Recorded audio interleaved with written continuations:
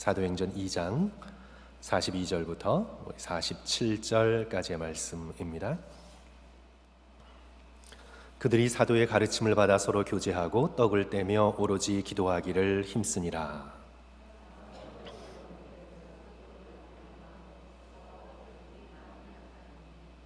믿는 사람이 다 함께 있어 모든 물건을 서로 통용하고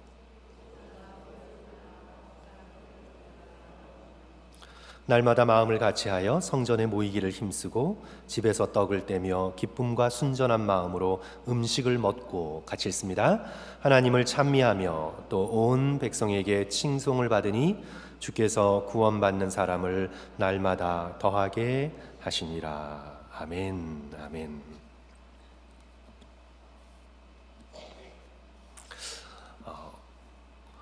성도 여러분, 지금 저는 보이지 않지만 저를 보시면서 뒤에 42라는 글자 쓰여져 있죠? 예, 그렇습니다. 오늘 우리 특별히 42주년 창립 기념 예배로 드리게 되어서 너무 감사드리고요. 또 우리가 꼭 그렇다고 정한 것은 아닌데 우리 교회의 색깔이 좀 푸른색 쪽으로 많이 가고 있는 것 같아요. 그렇죠? 그래서 오늘 앞에 지금 저는 볼 수 없지만 우리 강단 장식 해주실 때에도 꽃이 푸른 색깔 맞나요? 예, 파란 색깔이고 아닌가요? 제가 봐야 되는데 예, 맞습니다. 그리고 또 뒤에 풍선도 그렇고요. 예, 너무나 감사를 드리고 오늘 특별히 이제 42주년을 맞아서 우리가 이런 교회가 되자라는 그런 제목으로 함께 말씀을 나누려 합니다. 우리 2부 예배는 우리 교육부 목사님과 그리고 또 영어권 목사님 그리고 제가 함께 짧은 메시지를 전합니다. 그래서 다른 메시지입니다. 우리 성도들께서 1부 예배도 드리시고 함께 2부 예배 때 또 메시지도 함께 나누면서 우리 큰 은혜 받으시기를 부탁드리겠습니다. 제가 인터넷에서 진짜 보석과 가짜 보석을 구분하는 방법을 조금 찾아보았습니다. YTN Science라는 텔레비전 프로그램에서 제가 보았는데 그렇구나 감탄할 정도로 무척 흥미로웠습니다. 일반적으로 이런 방법으로 진짜와 가짜를 구분할 수 있다고 합니다. 이 다이아몬드는 종이에다가 선을 이렇게 쭉 긋고요. 그 위에 다이아몬드를 올려놓으면 물론 이제 반지에서 빼야 되는데 집어넣기 전에 이렇게 손을 쭉 긋고 다이아몬드를 그 선 위에 올려놓으면 알 수 있대요. 그래서 진짜 다이아몬드는 그 선이 삐뚤삐뚤하게 보이는데 가짜 다이아몬드는 그냥 둥글게 그렇게 보인다고 합니다. 진짜는 빛을 여러 각도에서 반사를 해서 그렇게 삐뚤하게 보이고 가짜는 그냥 둥글게 그냥 뭉툭하게 반사를 해서 또 그렇게 보인다고 합니다. 또 가지고 계시는 반지 또 이렇게 빼서 검사하지 마시고요. 상식으로 그렇게 알고 계시면 될 것 같아요. 성도 여러분, 이 나무 진이 오래도록 정말 몇천 년, 어떤 사람들은 몇만 년 그렇게 굳어서 된 보석을 뭐라고 하죠? 호박이라고 해요. 먹는 호박이 아니라 호박이라고 하는데 그 보석은요, 이 소금물에 띄어보면 알 수 있대요. 진짜는 가벼워서 뜨고 가짜는 물에 가라앉고 색깔이 있는 사파이어나 에메랄드 같은 어떤 그런 보석들은요 돋보기로 들여다보면 알 수 있는데 더 자세히는 현미경으로 봐야 알 수 있다고 하네요. 근데 이제 가짜는 물들인 것이기 때문에 색깔이 이렇게 뭉쳐 있다고 합니다. 그러나 진짜는 균열하게 고르게 하나도 뭉쳐 있는 부분 없이 완전하게 고르게 색깔이 퍼져 있다고 합니다. 우리 일반인의 눈에는 겉보기에 다 같아 보입니다. 그냥 봐서는 모릅니다.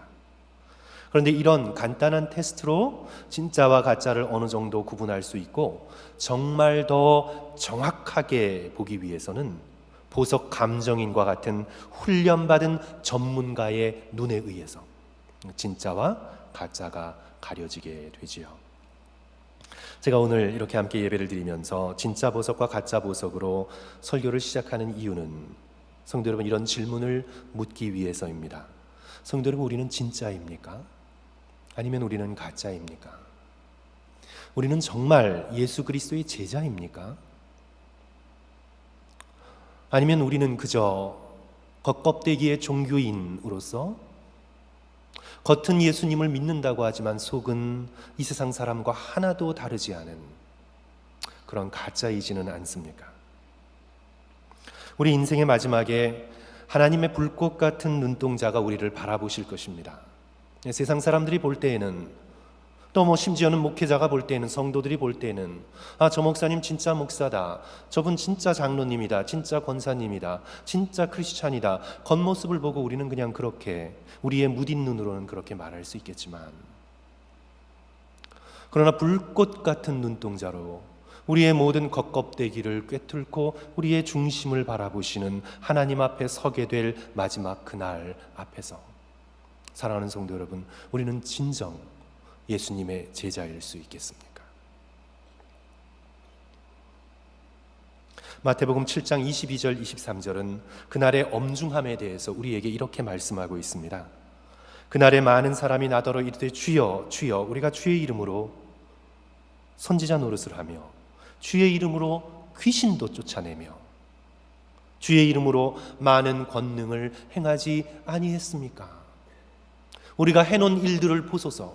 기적도 일어났고 권능도 일어났나이다. 겉으로 보아서는 진짜 같습니다. 사람의 눈으로 구분하기 어렵습니다. 심지어는 자기 자신도 속일 수 있습니다. 그러나 23절, 그때에 내가 그들에게 밝히 말하되 내가 너희를 도무지 알지 못하니. 예수님이 알지 못한다고 하십니다.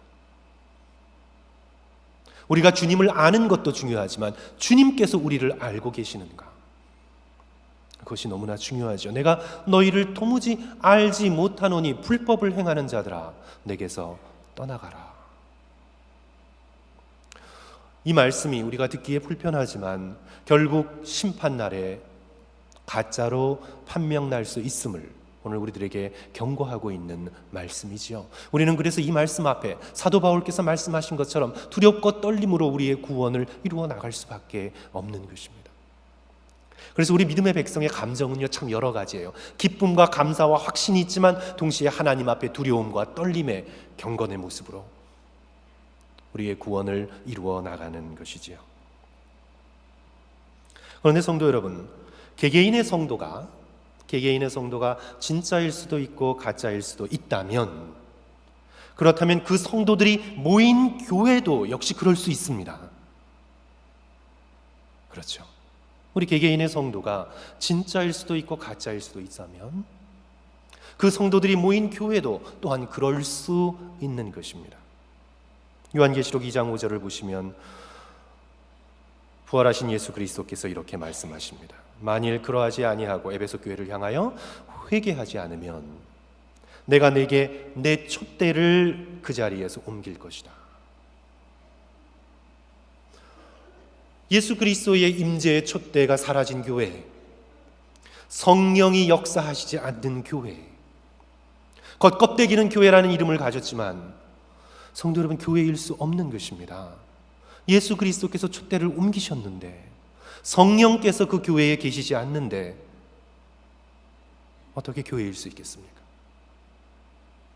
요한계시록 2장 9절은 더 무서운 말씀입니다. 자칭 유대인이라 하는 자들의 비방도 알거니와 실상은 그들이 유대인이 아니요 사단의 시나고그, 사단의 회라. 스스로 선택받은 유대인이요 율법을 읽고 예배드리는 구약의 교회라고 회당이라고 스스로 자부해 왔지만 실상은, 예수께서 보시기에 실상은 사탄의 모임이라. 무시무시한 말씀이지요. 빛 되신 예수 그리스도께서 살펴보시니까 현미경 그런 거를 볼 필요도 없습니다. 빛 되신 예수 그리스도께서 우리의 중심을 보시고 그 교회의 영성을 보니까, 영혼을 보니까, 그 교회의 중심을 보니까 이것은 가짜요 사단의 지문이 찍힌 사단의 회라 말씀하실 수도 있다는 이 엄중한 말씀 앞에 오늘 우리는 나성하니교회 42주년을 맞아 기뻐함과 동시에 또한 두렵고 떨림으로 주님 앞에 서게 되는 것입니다. 그러므로 성도 여러분, 오늘 우리가 함께 인사 나눴듯이 우리 나성한인교회 42주년을 맞았는데 우리 나성한인교회가 참 교회가 되어야 되겠다, 우리는 다시 한번 감사함과 함께 주님 앞에 결단하게 되는 것입니다. 성도 여러분, 우리는 어떤 교회가 되어야 할까요? 저는 어느 시골 목사님의 고백이 참 마음에 와닿았습니다. 특별한 교회가 되려 하지 말고 그냥 교회가 되자. 저는 그렇게 말씀하시는데 참 그 말씀이 마음에 와닿았습니다. 그냥 특별한 교회가 되려 하지 말고 참된 교회가 되자, 교회가 되자. 성도 여러분, 요즘 기업의 논리, 마케팅 전략에 교회가 너무나 많은 영향을 받아서 교회가 뭐 한 가지 브랜드가 있어야 된다고 생각을 합니다. 브랜드 같은 강점이 있으면 좋죠. 강점으로 승부해야 된다고 그렇게 얘기하고 많이들 얘기하는데요. 그런데 사실 성도 여러분, 오늘날 한국 교회를 돌아보십시오. 오늘날 교회가 특이한 게 없어서, 강점이 없어서, 브랜드가 없어서 사회를 향한 영향력이 점점 사라져가고 있나요? 오늘 한국 교회가 한국 사회를 향해 영향력이 점점 줄어들고 있는데, 그게 성도 여러분, 우리 교회가 브랜드가 없고 우리 교회가 강점이 없어서 그런 건가요? 한국 교회가? 아닙니다. 결코 그렇지 않습니다. 결코 그렇지 않습니다, 성도 여러분.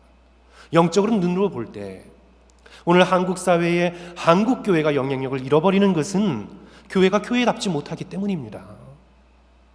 교회가 교회되지 못하기 때문입니다. 그래서 오늘 우리에게 정말 중요한 것은 교회가 교회답게 되는 것, 교회가 참된 교회가 되는 것, 우리가 진짜임을 확인하고 진짜답게 주님 앞에 서며 두렵고 떨림으로 우리의 개인적 신앙생활과 공동체의 신앙생활을 이어져 나가는 것, 그것이 오늘 우리가 하나님 앞에 영적으로 부여받은 교회의 사명인 것이지요. 그러면 이제 우리는 묻게 됩니다. 그렇다면 교회의 교회다움을 무엇에서 찾을 수 있을 것인가? 교회가 어떨 때에 교회다울 수 있는 것인가? 오늘 사도행전 2장의 본문의 말씀이 우리에게 그것을 너무나 분명하고 명확하게 전해주고 있는 것이지요. 오늘 본문의 말씀이 교회의 교회담의 세 가지의 표지를 오늘 우리에게 말씀해주고 있습니다. 우리 2부 예배 때는 이 표지를 우리 목사님들이 돌아가면서 함께 나눌 텐데, 오늘은 제가 한꺼번에 아침에 함께 나누고자 합니다. 첫 번째로 교회됨의 참된 표지는요, 사도의 가르침에 있습니다. 사도의 가르침. 우리 42절, 오늘 본문 말씀 가장 중요한 말씀이 42절인데요. 우리 다시 한번 성도 여러분 42절 말씀 함께 읽겠습니다. 시작. 그들이 사도의 가르침을 받아 서로 교제하고 떡을 떼며 오로지 기도하기를 힘쓰니라. 사도의 뭘 받아요? 가르침. 사도의 디다케, 사도의 teachings, 사도의 가르침을 받는다. 그냥 가르침이 아닙니다, 성도 여러분. 그냥 어떻게 하면 행복한 삶을 살 것인가, 어떻게 하면 나의 꼬인 인간관계를 풀어갈 것인가, 어떻게 하면 비즈니스에서 복받고 부흥할 것인가, 그런 일반적인 가르침, 일반적인 셀프 헬프의 가르침, 서점에 보면 그냥 널려있는 그런 가르침을 지금 말씀하고 있는 게 아닙니다. 교회의 교회됨의 참된 표지는요, 교회의 사도의 가르침이 있어야 되는 것입니다. 사도란 누구인가요? 사도란 성도 여러분, 예수 그리스도를 직접 목격한, 예수 그리스도의 죽으심과 부활을 자신의 두 눈으로 직접 목격한 제자들입니다. 예수 그리스도의 공생애와 예수 그리스도의 고난과 예수 그리스도의 십자가와 예수 그리스도의 부활을 살아서 직접 목격하고 마음에 간직하고 전파했던 예수 그리스도의 제자들의 1세대를 사도라고 말합니다. 아포스톨로스, 사도죠. 그러므로 이들은 누구보다 예수 그리스도의 구속의 사역을 1인칭으로 자신의 두 눈으로 직접 보아 알고 있었던 사람들입니다. 두 눈으로 똑똑히 보았습니다. 부활하신 그리스도와 40일 함께 하였습니다. 그러므로 이 사도들의 가르침은 예수 그리스도에 대한 증언을, 테스티모니아를 담고 있는 것이지요. 그 증언이 무엇입니까? 사도들의 가르침, 사도들의 증언이 무엇입니까? 바로 오늘 우리가 함께 읽은 본문의 말씀이 들어있는 사도행전 2장 14절 이하에서 밝히 드러납니다. 오순절날 베드로가 입을 열어 성령의 충만함을 받아 설교하기 시작하지요. 이 사도들의 가르침을 요약한 구절을 뽑으라면 36절과 38절에 나타나 있습니다. 2장 36절, 그런즉 이스라엘의 온 집은 확실히 알지니 너희가 십자가에 못 박은 이 예수를 하나님이 주와 그리스도가 되게 하셨느니라. 이 예수는 사람이 아니라 온 땅에 온 하늘의 주님과 큐리어스, 주와 메시아 그리스도가 되게 하셨느니라. 36절의 말씀입니다. 이 사도의 가르침을 듣던 사람들이 양심이 찔립니다. 성도 여러분, 사도의 가르침의 첫 번째 반응은 양심의 찔림입니다. 양심에 찔린 사람들이 절박하게 사도들을 향해 묻습니다. 37절, 그들이 이 말을 듣고 마음이 찔려 베드로와 다른 사도들에게 물어 이르되 형제들아 우리가 어찌할꼬 하거니. 38절에서 베드로가 이렇게 대답하지요. 복음을 제시합니다. 너희가 회개하여 각각 예수 그리스도의 이름으로 세례를 받고 죄 사함을 받으라. 그리하면 성령을 선물로 받을 것이라. 사도들의 메시지는 분명합니다. 예수 믿고 회개하라. 적당히 믿었다면 온전히 믿고 회개하라. 그리고 너의 죄를 사함받으라. 자신의 욕심과 세상의 흐름을 따라 살던 너의 죄된 삶에서 돌이켜서 예수 그리스도를 자신의 온전한 주님으로 삼고 주님께만 모든 영광과 모든 기쁨과 모든 소망을 걸고 그렇게 회개하고 예수 그리스도를 의지하여 살면 끊임없는 성령의 능력의 충만함을 너희가 받게 될 것이다. 사도들의 가르침은 명확합니다. 사랑하는 성도 여러분, 오늘 우리는 우리의 교회가 참된 교회가 되기 위하여 이 질문을 해야 합니다. 이 분명한 사도의 가르침이 오늘 우리 교회의 강단에 있습니까?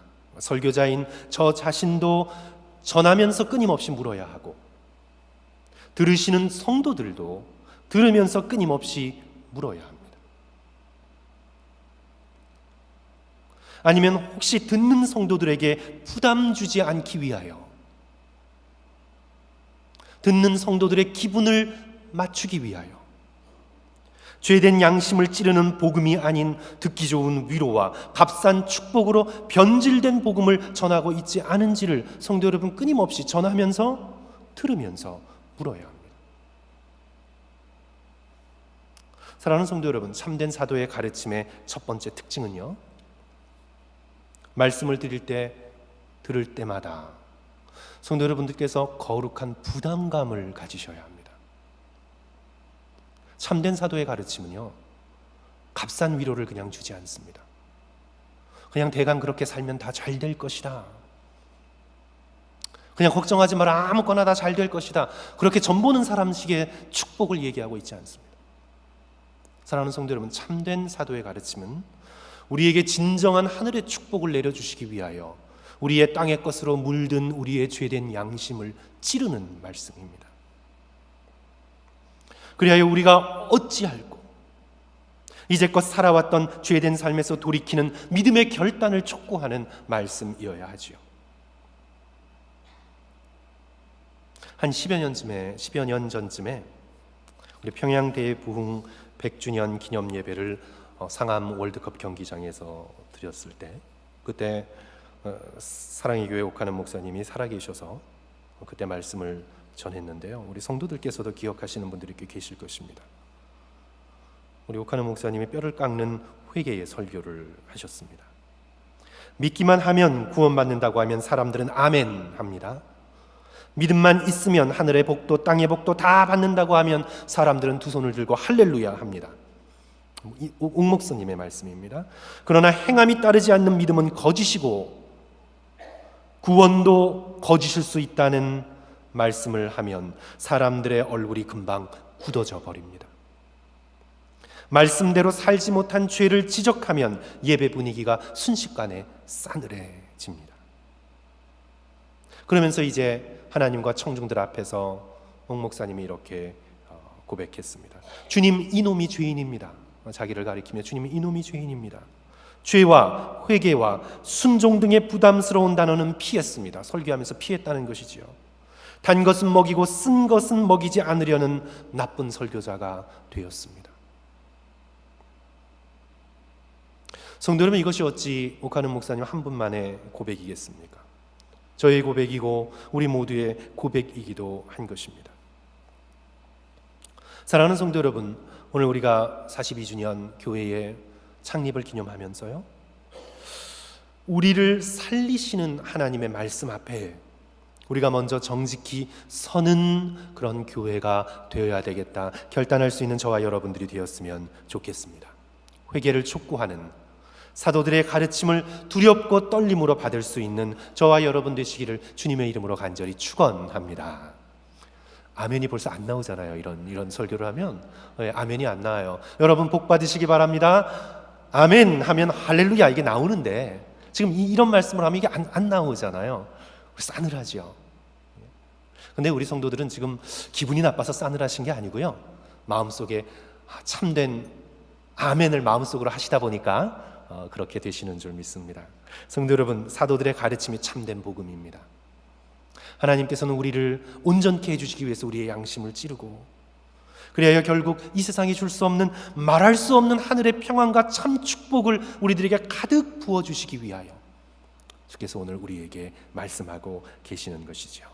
그러므로 우리 나성 한인교회는요, 이 사도적 가르침이 매주간 선포되는 그런 참된 교회가 될 수 있도록 우리가 함께 기도하고 또한 힘써야 되겠습니다. 우리 둘째로요, 우리 교회의 참된 표지는요, 교회의 교회됨의 참된 표지는 성도의 교제에 있습니다. 성도의 코이노니아, 성도의 교제에 있습니다. 우리 42절 다시 한번 보시면, 그들이 사도의 가르침을 받아 그 다음에 서로 교제하고 떡을 떼며, 서로 교제하고 그리고 떡을 뗍니다. 성도 여러분, 여기서 교제는 fellowship, 그리스어 코이노니아, 우리 성도들이 다 잘 알고 계시는 그런 단어지요. 그 교제는요, 끼리끼리의 교제가 아닙니다. 성도 여러분, 교회 안에서 내가 좋아하고 편한 사람끼리만 끼리끼리 모였다면 그건 교제가 아닙니다. 그건 동호회죠. 그건 동호회입니다. 교제하신 게 아니에요. 골프 치는 사람끼리, 낚시하는 사람끼리, 책 읽는 사람끼리, 수준에 맞는 사람끼리, 생각이 통하는 사람끼리, 끼리만 모이는 교회, 그건 코이노니아가 아닙니다. 성도의 코이노니아는요, 깊은 말씀의 나눔이 있는 모임입니다. 성도 여러분, 이 순서를 주의하셔야 합니다. 자, 42절 말씀의 흐름을 보면, 그들이 사도의 가르침을 받아서, 집으로 흩어진 게 아니라 사도의 가르침을 받아서 어떻게 해요? 서로 교제했습니다. 사도의 가르침과, 그러니까 말씀과 복음과 성도의 코이노니아가 뗄래야 뗄 수 없이 함께 가는 것입니다. 그래서 우리의 교제가 참된 코이노니아가 되기 위해서는 성도 여러분, 말씀을 놓고 교제를 해야 합니다.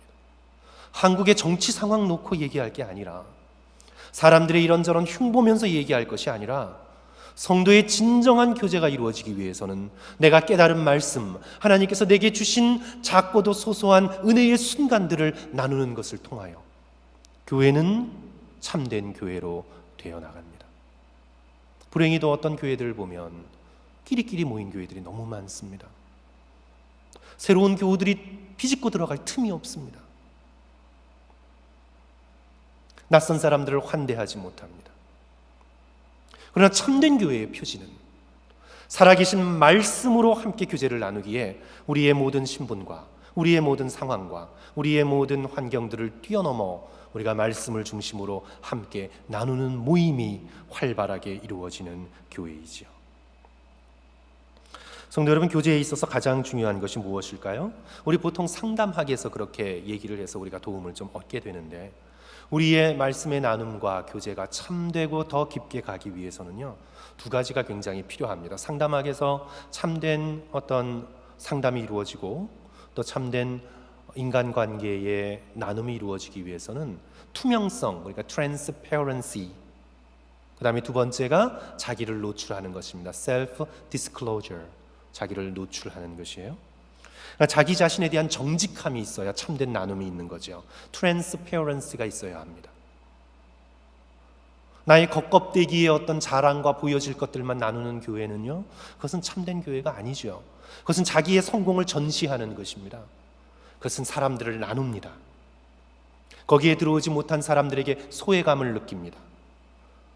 자기의 겉껍데기를 나누는 것이 아니라 트랜스페어런시, 자기를 말씀 앞에 들여다보고 내가 필연적으로 가지고 있는 나의 연약함, 나의 실패, 나의 깨달음, 그러나 그곳에서도 함께 하신 예수 그리스도의 용서의 은혜와 예수 그리스도를 통해 받았던 그런 복음의 감동적인 말씀들을 우리가 나누게 될 때, 투명성과 자기 노출, 그렇게 될 때 우리가 모인 작은 모임들이 진정한 하나님의 살아있는 말씀을 나누는 그런 코이노니아의 교제가 되어갈 수 있는 것입니다. 사랑하는 성도 여러분, 이와 같이 말씀을 중심으로 한 성도의 교제 없이 우리의 신앙은 자랄 수 없습니다. 사도들의 가르침만 받아서는 안 되죠. 그것을 가지고 어떻게 해야 합니까? 성도가 진정한 코이노니아를 나누고 떡을 떼고 그리고 함께 간절히 기도함을 통해서 43절 이하의 놀라운 교회의 표적들이 일어나고 세상을 향한 영향력이 발휘되는 것이지요. 그래서 성도 여러분, 우리 말씀 앞에 자신을 비추어 보고 함께 나눌 수 있는 그런 저와 여러분 되시기를 주님의 이름으로 간절히 축원합니다. 우리 마지막으로요, 우리 참된 교회의 모습은 기도에 있습니다. 우리 다시 한번 42절 한 목소리로 한 번 더 읽습니다. 시작. 그들이 사도의 가르침을 받아 서로 교제하며 떡을 떼며 오로지 기도하기를 힘쓰니라.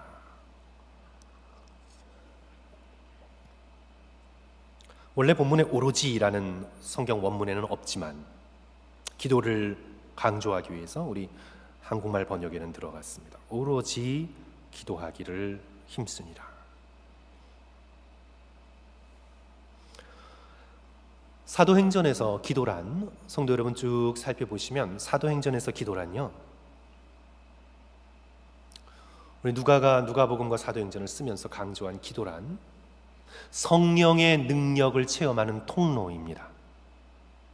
기도가 아니고서는 성령의 능력을 체험할 수 없기에, 성도 여러분, 사복음서 마태, 마가, 누가, 요한 사복음서 가운데 예수 그리스도께서 가장 기도하시는 모습을 자주 그린 복음서가 뭘까요?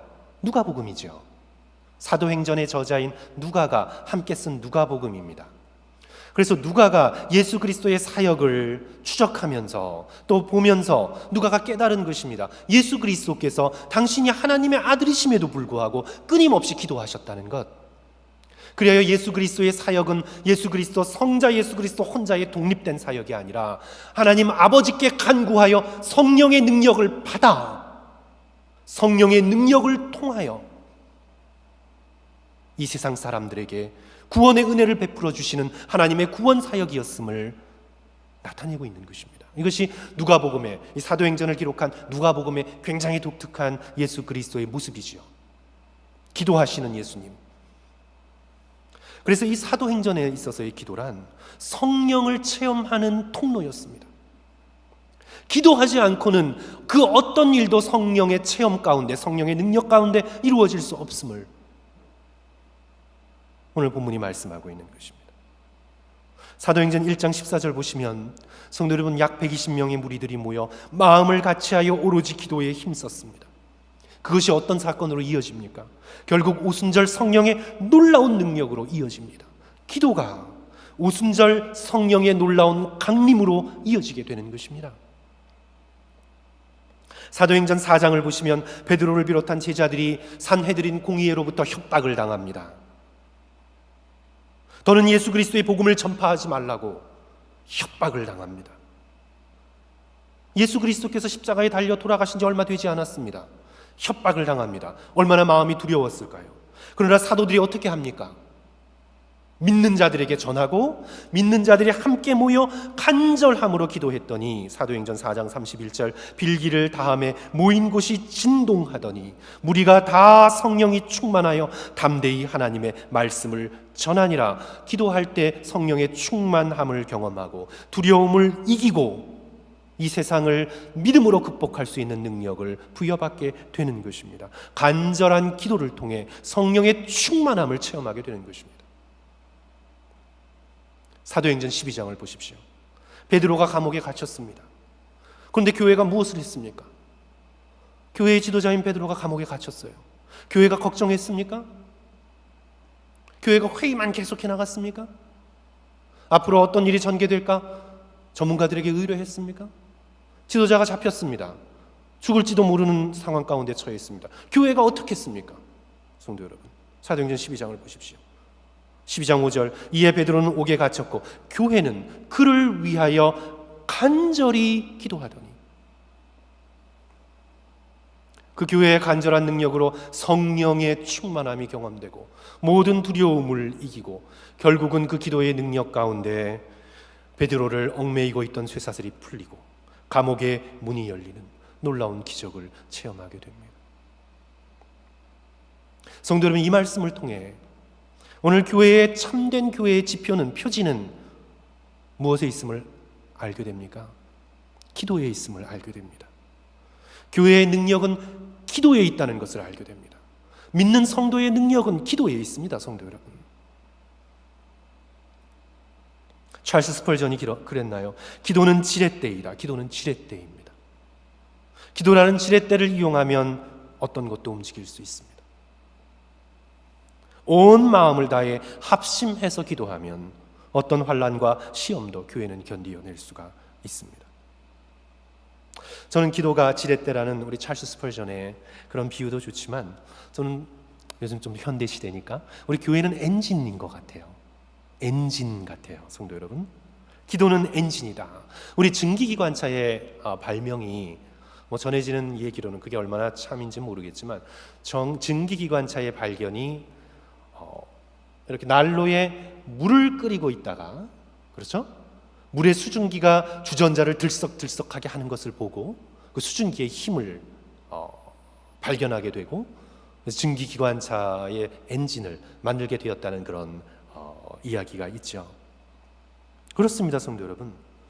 주전자의 뚜껑을 들썩거리는 별것 아닌 것처럼 보이는 그 수증기의 힘이 철로 만들어진 거대한 기차를 움직이는 능력이 됩니다.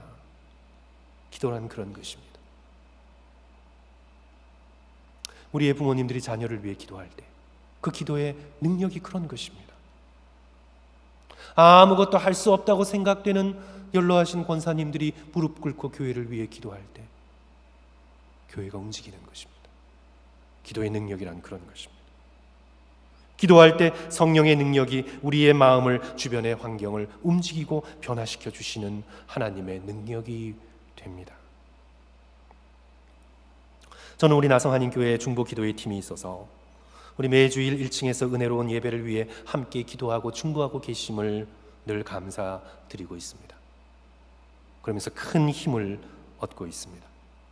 교회는 교역자들과 장로님들이 앞서 나서서 일하지만 늘 기도가 부족하다고 느낍니다. 제 자신도 그렇고 돌아보면 늘 기도가 부족합니다. 언제나 기도의 빚을 우리 중보기도팀과 권사님들에게 지고 있는 것이지요. 우리 교회의 엔진이고 성령의 능력의 통로입니다. 성도 여러분, 저는 한 가지 바람이 있는데 우리 교회 성도들이 와서 언제나 좀 기도할 수 있는 기도실이 따로 하나 있었으면 좋겠어요. 기도실이. 목사님 또 뭐 건축하려나 보다. 아니에요. 전혀 좀 그런 얘기하는 거예요. 너무 그런 거 아닙니다. 전 제가 바라는 건 우리 교회에 방이 많잖아요. 근데 우리 교회 성도들이 와서 교회만 오면 언제나 기도할 수 있는 기도만을 위해서 마련된 작은 공간이 있었으면 좋겠습니다. 우리 멀리 계셔서 주일날 한 번밖에 교회를 찾지 못하는 교우들도 우리 주일에 와서 예배드리고 내가 좀 방해받지 않고 온 마음을 다해 1시간 집중하며 기도했으면 좋겠다 하고 공간을 찾으려고 할 때 성도 여러분, 우리 교회가 이렇게 넓은데도 찾기가 쉽지 않아요. 성도 여러분, 한번 찾아보세요. 내가 오늘 일부 예배 드리고 이제 한 1시간 정도 좀 어디 가서 좀 간절히 좀 무릎 꿇고 기도해 보고 싶다. 교회에 왔으니 해서 성도 여러분 한번 장소를 찾아보세요. 본당 바쁜 곳입니다. 주일날 기도하기가 쉽지 않아요. 그런데 기도가 교회의 엔진이고 우리 영혼의 중심이지 않습니까? 집에서는 잘 기도가 안 되다가 교회를 찾아서 내가 정말 1시간 동안 내 남편을 위해, 내 아내를 위해, 내 자녀를 위해 눈물 흘리고 한번 기도해 보고 싶은데 교회가 그런 공간이 있는 것 같지만 없어요. 성도 여러분 한번 찾아보세요.